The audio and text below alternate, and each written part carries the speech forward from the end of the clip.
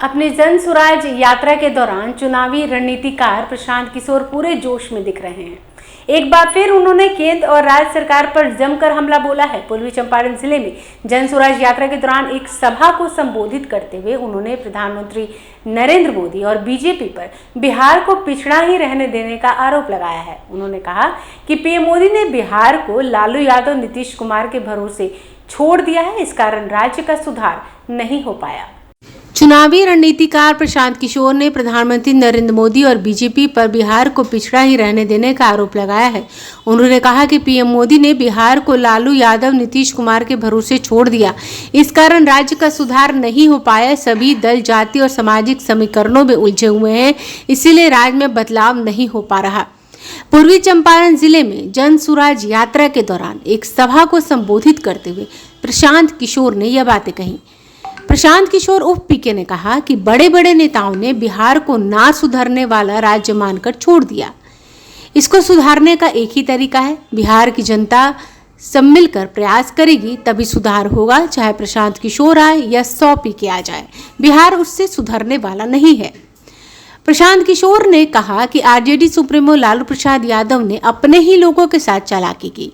उन्होंने जिस समाज को आवाज दी उसे शिक्षा नहीं दे पाए, वह भी भूमि सुधार लागू करके जमीन नहीं दे पाए।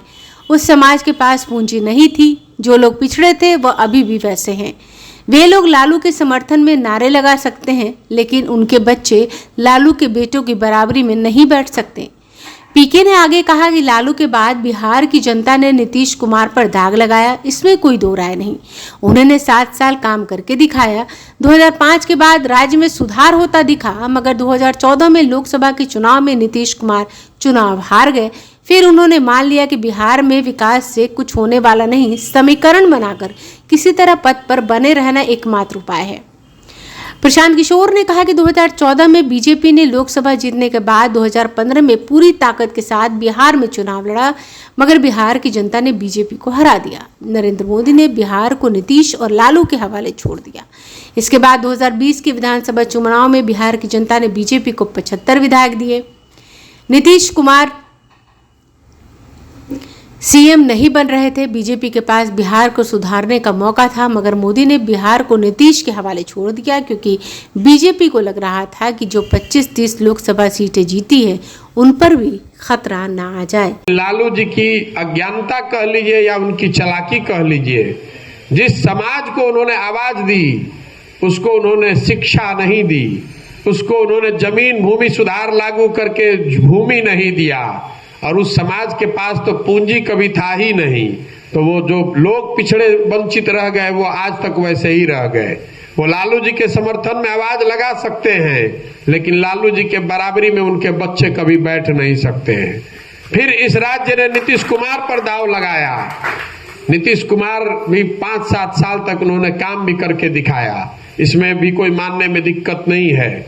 2005 के बाद इस राज्य में कुछ सुधार होता दिखा, लेकिन 2014 में लोकसभा के चुनाव में नीतीश कुमार चुनाव हारने के बाद उन्होंने भी इस बिहार को ये मान लिया कि भैया यहाँ विकास से कुछ होने वाला नहीं है, समीकरण बनाकर किसी तरह पद पर बने रहना ही उपाय है। फिर हम लोगों ने मोदी जी का भी दौर देखा। अभी एक सज्जन जो आपने पहले बताया कि आपके लिए मोदी जी के मन में मोदी जी के लिए बहुत आपके मन में सम्मान है, होना चाहिए, कोई दिक्कत नहीं है। मोदी जी के भी दौर को हम लोगों ने देखा। 14 में लोकसभा में मोदी जी भाजपा जीतने के बाद 15 में उन्होंने पूरी ताकत से बिहार में चुनाव लड़ा, लेकिन बिहार की जनता ने जब 15 में भाजपा को हरा दिया तो भाजपा ने भी बिहार को नीतीश और लालू के हवाले छोड़ दिया।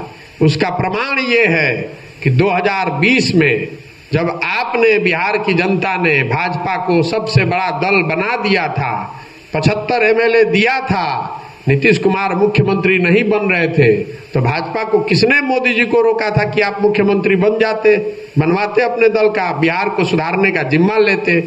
लेकिन भय इतना है यहाँ के सामाजिक समीकरण का कि मोदी जी और भाजपा ने भी बिहार को छोड़ दिया कि भैया नीतीश जी आप ही बनिए।